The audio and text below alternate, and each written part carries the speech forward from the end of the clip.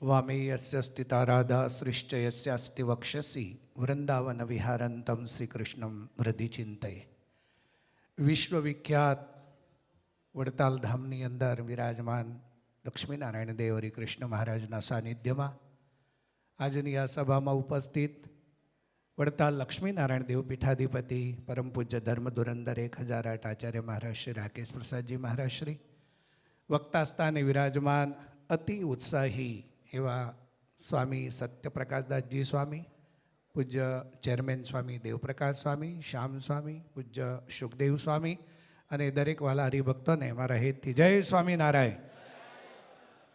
आज वडताल आ लक्ष्मीनारायण देवना प्रांगणनी अंदर तमे ज्यारे आ महापूजा करी छे त्यारे चोक्कस हृदयनी अंदर एवो भाव प्रगट थाय कि अक्षरधामनी अंदर महाराज दिव्य स्वरूपे बैठा होय अने त्यां तमे बेसी अने पूजा करता हो एनु पुण्य अहींया वडताल लक्ष्मीनारायण देवना सानिध्यमां मळे।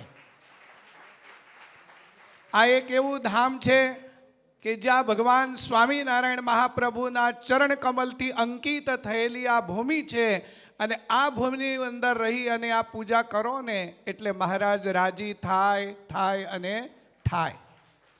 बीजी महत्वनी बाबत ए छे कि वडताल लक्ष्मीनारायण देवने आवता नवेम्बर मासनी अंदर 200 वर्ष पूर्ण थाय छे। ए निमित्ते वडताल संस्था तरफथी लक्ष्मीनारायण देव द्विशताब्दी महोत्सवનું જ્યારે આયોજન કર્યું છે અને એના ઉપક્રમે પૂજ્ય સત્યપ્રકાશ સ્વામીની આ ત્રીજું સત્સંગ સત્ર મળ્યું।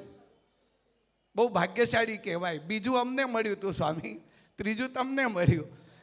આ લક્ષ્મીનારાયણ દેવના સાનિધ્યમાં આવા કાર્યક્રમો કરવાનો જ્યારે આપણને લાભ મળે ત્યારે એવું સમજવું કે ભગવાન સ્વામિનારાયણ મહાપ્રભુની કૃપા તો છે અને આ બધું પૂજ્ય ચેરમેન સ્વામી દેવ સ્વામી અને પૂજ્ય સંત સ્વામીના માધ્યમથી શક્ય બને છે, અન્યથા આ ઘણું બધું અઘરું હોય છે। ત્રીજી મહત્વની બાબત એ છે કે ભગવાન સ્વામિનારાયણના દ્વિશતાબ્દી મહોત્સવની અંદર આપણે બધાએ સામૂહિક રીતે એ રીતે જોડાવાનું છે કે તન મન અને બોલો ધીરે બોલ્યા તમે ધન, આ ત્રણેય બાબતથી આપણે એવો જોડાવાનો છે કે આખા વિશ્વની અંદર જેમ રામ જન્મભૂમિની અંદર ભગવાન રામલલ્લાની પ્રતિષ્ઠા થઈ એમ વડતાલની અંદર લક્ષ્મીનારાયણ દેવનો દ્વિશતાબ્દી મહોત્સવ થાય અને વિશ્વમાં એનો ડંકો વાગે એ રીતે આપણે બધા સામૂહિક પ્રયત્નો કરી અને દેવને પ્રસન્ન કરવાનો પ્રયત્ન કરીએ। વિશેષ બહુ સમય નથી લેતો પણ આજે ભગવાન સ્વામિનારાયણ લક્ષ્મીનારાયણ દેવના ચરણોમાં પ્રાર્થના કરું છું કે અત્યારે આપણો વડતાલ દેશની અંદર સુવર્ણ યુગ ચાલે છે। પૂજ્ય આચાર્ય મહારાજ શ્રી જ્યારથી ગાદીએ વિરાજમાન થયા છે ત્યારથી અવનવા એક કરતા એક ચઢિયાતા ઉત્સવો થાય।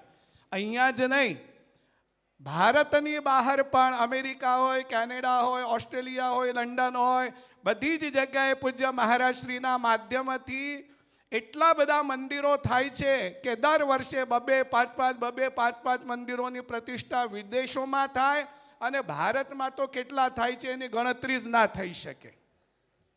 અને આ 20 વર્ષની અંદર પૂજ્ય મહારાજ શ્રીના શુભ હસ્તે લગભગ 950 સંતોને દીક્ષા આપવામાં આવી છે। વિચાર કરો કે આટલી મોટી ભગવી ફોજ જ્યારે પૂજ્ય મહારાજ શ્રીના માધ્યમથી જ્યારે દીક્ષિત થતી હોય ત્યારે આપણા સંપ્રદાયને આ સંસ્થાને 4 ચાંદ लाग्या વગર રહે નહીં। तो महाराज આપણને સૌને એવી શક્તિ આપે એવી ભગવાનના ચરણોમાં પ્રાર્થના કરી મારા શબ્દોને વિરામ આપું। તત્પૂર્વ આ બધા કાર્યક્રમની સફળતાની પાછળ પાયાની ઈંટ જો કોઈ હોય તો આ શ્યામ સ્વામી છે। એમના માટે એક વખત તાળી વગાડો। આ શ્યામ સ્વામી છે ને ક્યારે સૂવે એ તમને ખબર જ ના પડે। આખો દિવસ પ્રવૃત્તિમાં હોય અને રાત્રે 10 વાગે કે 12 વાગે સભા ચાલતી હોય ને તોય એ સભામાં એને સવારે 5 વાગે સભા ચાલતી હોય તોય હોય। એટલે મહારાજે એમને શક્તિ આપી છે, શક્તિમાં વધારો કરે એટલું કઈ મારા શબ્દોને વિરામ। જય સ્વામિનારાયણ। જય સ્વામિનારાયણ।